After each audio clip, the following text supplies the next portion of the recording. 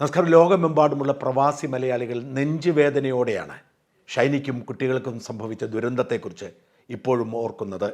അവർക്ക് വിശ്വസിക്കാൻ പോലും കഴിയുന്നില്ല. അവരെ പോലെ നല്ലൊരു ജീവിതം സ്വപ്നം കണ്ട് ജീവിച്ച ഷൈനി ജീവിതത്തിൻ്റെ എല്ലാ വാതിലുകളും അടഞ്ഞപ്പോൾ തൻ്റെ മക്കളെ കൂട്ടി ട്രെയിനിന് മുമ്പിൽ ചാടി മരിച്ചുവെന്ന്. ആ മരണം വേട്ടയാടാത്ത ആരുമില്ല എന്നതാണ് വാസ്തവം. അനേകം പേരാണ് വേദനയോടെ കണ്ണീരോടെ ഷൈനിക്കും മക്കൾക്കും വേണ്ടി പ്രാർത്ഥിച്ചുകൊണ്ട് മറുനാടനിലേക്ക് വിളിച്ചത്. പ്രത്യേകിച്ച് പാറൊലിക്കൽ റെയിൽവേ ഗേറ്റിൽ തൻ്റെ 2 പ്രിയപ്പെട്ട മക്കളെയും ചേർത്ത് പിടിച്ചുകൊണ്ട് ചീറിപ്പാഞ്ഞു വരുന്ന ട്രെയിനിന് മുൻപിൽ ഓണടി ശബ്ദം ചെവിയിലേക്ക് മുഴങ്ങുമ്പോഴും കണ്ണടച്ചുകൊണ്ട് മരണത്തിലേക്ക് പോകാൻ അവർ കാത്തിരുന്ന ആ നിമിഷങ്ങളെ ഓർക്കുമ്പോൾ, അതുകൊണ്ട് തന്നെയാണ് ഈ ദുരന്തം മലയാളികൾ ഒരുപോലെ ഏറ്റുവാങ്ങിയത്. എന്തുകൊണ്ടെന്നറിയില്ല, നമ്മുടെ പത്രങ്ങളൊന്നും തന്നെ, നമ്മുടെ ചാനലുകളൊന്നും തന്നെ ഈ വിഷയം അറിഞ്ഞതായി ഭാവിച്ചില്ല. വളരെ വിചിത്രമായ കാരണങ്ങളാൽ ഒരു പ്രാദേശിക കേബിൾ ഈ സംസ്കാര ചടങ്ങുകൾ ലൈവ് ചെയ്തെങ്കിലും അവർക്കിടയ്ക്ക് വെച്ച് അവസാനിപ്പിക്കേണ്ടി വന്നു. വീട്ടുകാർ ആവശ്യപ്പെട്ടതുകൊണ്ട് അവസാനിപ്പിക്കുന്നു എന്ന ഒരു കുറിപ്പ് മാത്രമാണ് അവർ ഇട്ടത്. അത്ര വേദനാജനകമായിരുന്നു ആ വിട പറച്ചിൽ. ഇന്നലത്തെ വീഡിയോയിൽ സൂചിപ്പിച്ചതുപോലെ രാവിലെ മൃതദേഹം തള്ളകം 101 കവലയിൽ എത്തിയപ്പോൾ തന്നെ അവിടെ ജനപ്രവാഹമായിരുന്നു. പിന്നീട് മൃതദേഹം ഏറ്റുവാങ്ങാൻ ക്രൂരനായ ഭർത്താവ് നോബി തൻ്റെ മകനെ കൂട്ടിയാണ് എത്തിയത്. നാട്ടുകാരുടെ രീതി കണ്ട് നോബി ആംബുലൻസിൽ തന്നെ ഇരുന്നു.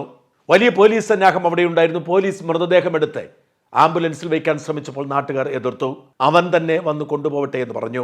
ഒടുവിൽ നിവർത്തികെട്ട് നോബി ഭയന്ന് പറിച്ച് പുറത്തിറങ്ങിയപ്പോൾ നാട്ടുകാർ കൂവുക മാത്രമല്ല പച്ചത്തെറി വിളിച്ചാണ് പ്രതികരിച്ചത്.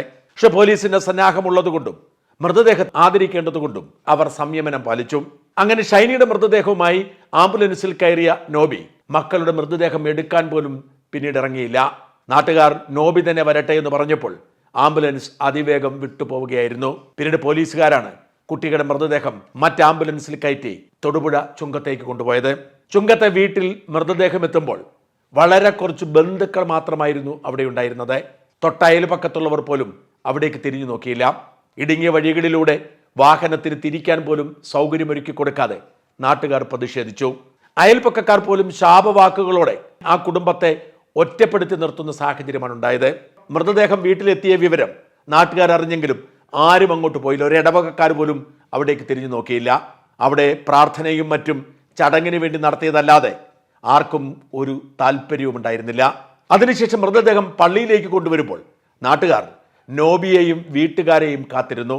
നോബി മാത്രമല്ല, പിതാവും ഷൈനിയെ ക്രൂരമായി അധിക്ഷേപിച്ചിരുന്നു, ക്രൂരമായി അപമാനിച്ചിരുന്നു എന്ന് വ്യക്തമായിട്ടുണ്ട്.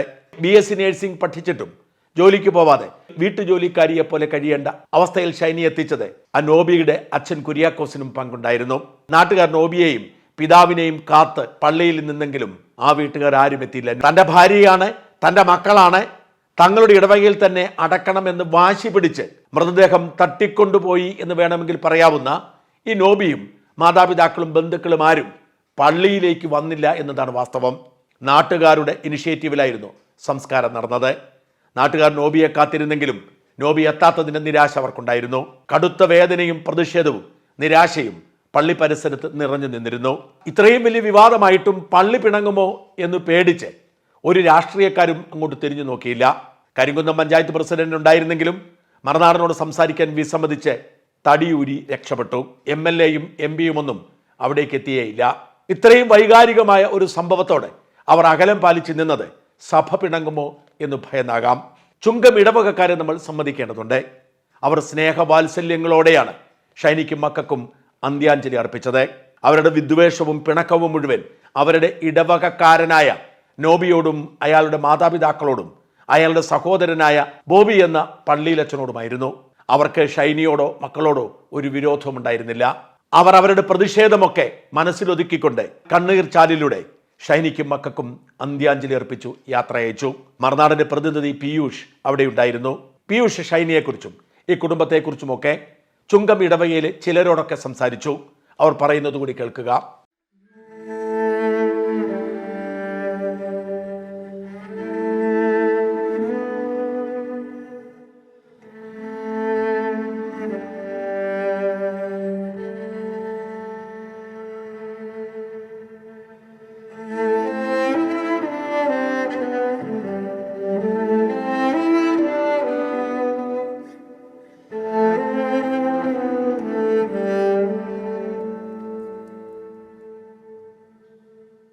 തൊട്ടടുത്ത് താമസിക്കുന്നവരാണ്, നെയ്ബേഴ്സാണ്.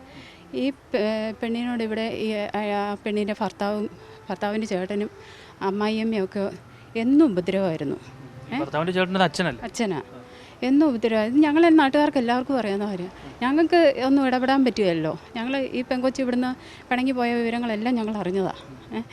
തീർച്ചയായിട്ടും ഇതിനൊരു നടപടി എടുക്കണം. ഞാനും ഒരു സ്ത്രീയാണ്, ഞങ്ങൾക്കും മക്കളുള്ളതാണ്. ഇത് ഞങ്ങൾ കണ്ടുകൊണ്ടിരുന്ന കുഞ്ഞുങ്ങളാണ്. ഞങ്ങളുടെ വീട്ടിലൊക്കെ വന്ന് ആൻറ്റി എന്നൊക്കെ വിളിച്ച് സംസാരിക്കുക, കൂട്ടുകാരെ പോലെ പിള്ളേർ ഇടപെട്ടിട്ടുള്ളതാണ്. ആ പിള്ളേർക്ക് ഈ ഒരു അവസ്ഥ വന്നെങ്കിൽ നാളെ ഇനി എത്ര പേർക്ക് ഇതുണ്ടാവും. അതുകൊണ്ട് തീർച്ചയായിട്ടും ഇവർ ശരിക്കും കൊലപാതകൾ. ഈ കൊലപാതകങ്ങൾക്ക് നേരെ നല്ലൊരു നിയമ നടപടി ഉണ്ടാകണമെന്നുള്ളത് ഞങ്ങൾ ഈ കേരളത്തിലെ നിയമ വ്യവസ്ഥയോട് പറയുന്ന ഒരു കാര്യമാണ്. അയൽവക്കം എന്ന നിലയ്ക്ക് തീർച്ചയായിട്ടും ഇതിനൊരു നടപടി ഉണ്ടാകണം. ശരിക്കും പറഞ്ഞാൽ ഇവർ കൊലപാതകങ്ങളല്ലേ, പ്രത്യക്ഷമായിട്ടല്ലെങ്കിലും ഇവരുടെ ക്രൂര പീഡനം കാരണമല്ലേ ഈ പെണ്ണും പിള്ളേരും ഈ ട്രെയിനിൻ്റെ മുന്നേ ചാടേണ്ടി വന്നത്. അതിന് തീർച്ചയായിട്ടും ഒരു സ്ത്രീ എന്ന നിലയ്ക്ക് ഞാൻ പറയാം, ഒരമ്മ എന്ന നിലയ്ക്ക് ഞാൻ പറയാം, ഇവർക്ക് നേരെ നല്ലൊരു നടപടി ഉണ്ടാവണം. ഭർത്തൃ വീട്ടിൽ നിന്ന് വർഷങ്ങളായിട്ട് അവൾക്ക് ഭയങ്കര പീഡനമാണ് എന്നാണ് അവൾ പറഞ്ഞത്. അങ്ങനെ സഹിക്കാൻ പറ്റാത്തൊരു സാഹചര്യം, അതായത് ഇവരുടെ വീട്ടിൽ വിഷയമുണ്ടായി. ഷൈനി കഴിഞ്ഞ ജൂൺ മാസത്തിൽ ഈ പിള്ളേരുടെ ആദ്യ കുർബാന കഴിഞ്ഞ് 3-4 ദിവസം കഴിഞ്ഞാണ് ഈ സംഭവം നടക്കുന്നത്. അന്ന് വൈകിട്ട് ഇവിടെ പോയപ്പോൾ ഞങ്ങളൊക്കെ കണ്ടു, വണ്ടികളും ആൾക്കാരും ബഹളവും. സ്ഥിരം ഇവരുടെ വീട്ടിലിങ്ങനെ വിഷയമുള്ളപ്പം ഞങ്ങൾ നാട്ടുകാരൊന്നും അതിനകത്ത് ഇടപെടാറില്ല. അതിന് കാരണം ഇവർ നാട്ടുകാർ അയലോക്കംകാരെല്ലാം ആയിട്ട് ഇവർ ഭയങ്കര പ്രശ്നമാണ്, ശത്രുതയിലാണ്. അതിൻ്റെ ഒരു പശ്ചാത്തലത്തിൽ ഇവരുടെ കുടുംബത്തിലോട്ട് ആരും തന്നെ വ്യക്തി നോക്കാറില്ല. ഇയാളുടെ ചേട്ടനൊരു അച്ഛനുണ്ടല്ലോ, അയാളും പ്രശ്നക്കാരനായിരുന്നു. അയാൾ നല്ലതായിരുന്നെങ്കിൽ ഇങ്ങനൊരു അവസ്ഥ ഇങ്ങനൊരു അച്ഛനുള്ള കുടുംബത്തിൽ സംഭവിക്കുകയല്ലോ.